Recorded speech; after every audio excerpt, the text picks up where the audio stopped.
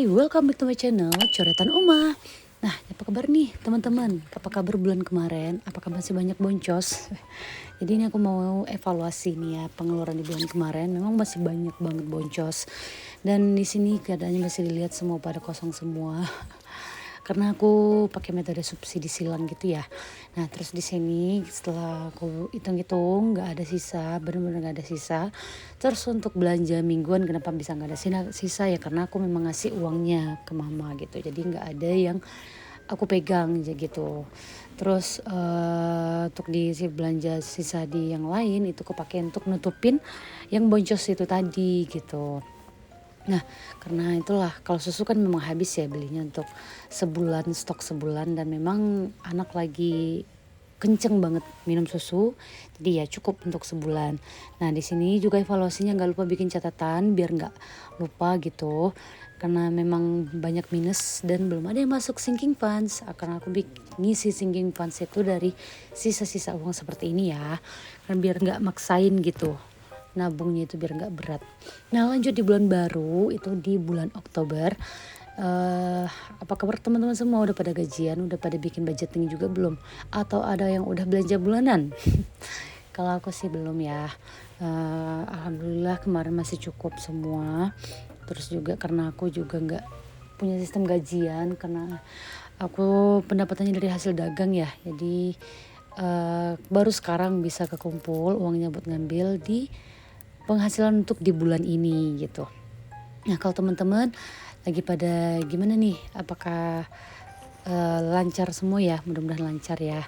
Nah, di sini juga aku masih kalau untuk pengeluaran itu nggak ada yang begitu banyak perbedaan. Nah, karena ya seperti biasa pengeluarannya juga masih seperti biasa. Jadi nggak ada yang begitu berubah gitu. Cuma di sini aku klarifikasi lagi kalau aku bukan pakar keuangan, aku hanya belajar dari pengalaman, belajar dari hal-hal yang udah aku lakuin terus diperbaiki untuk kedepannya. Tujuannya agar keuangan menjadi lebih baik dari setiap bulannya gitu.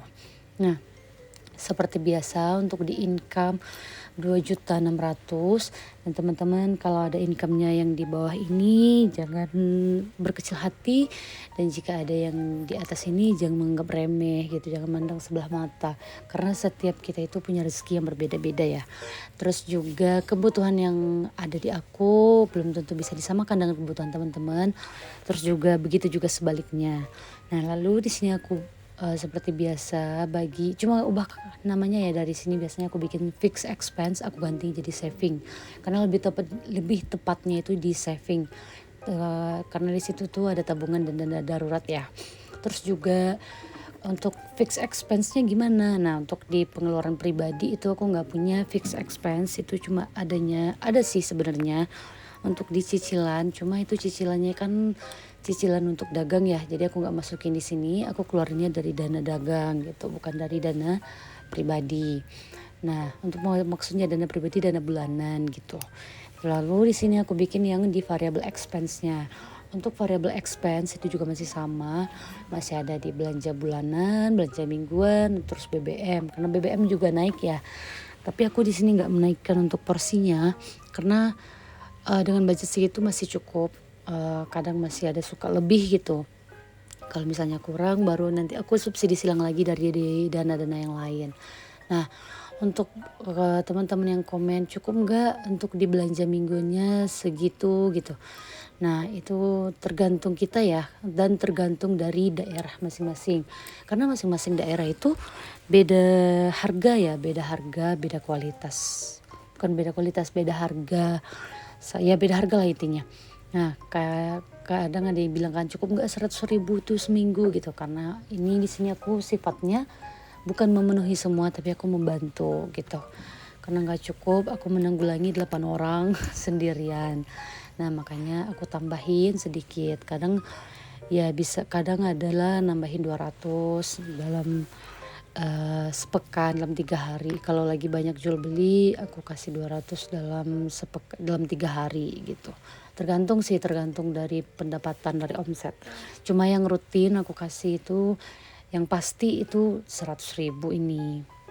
Kalau lagi memungkinkan lebih ya sifatnya pasti aku lebihkan gitu.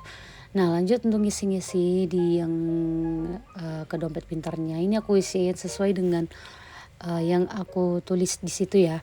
Terus juga, eee, kita sharing-sharing sedikit nih bagaimana sih, menurut teman-teman pengeluaran belakangan ini. Kalau aku banyak banget boncosnya karena banyak banget yang di luar dugaan gitu ya.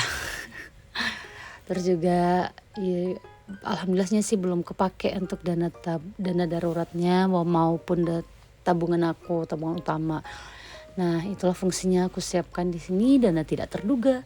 Ya kadang kadang ada sih nyomot, dari dana darurat cuma itu sekali sih kalau nggak salah.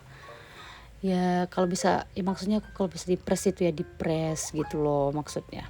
Nah, sekian dulu video aku kali ini, semoga videonya bermanfaat. Jangan yang baiknya diambil, terus yang buruknya bisa ditinggalkan. Jangan lupa subscribe channel YouTubeku dan juga share ke seluruh sosial media teman-teman ya. Aku pamit, assalamualaikum warahmatullahi wabarakatuh.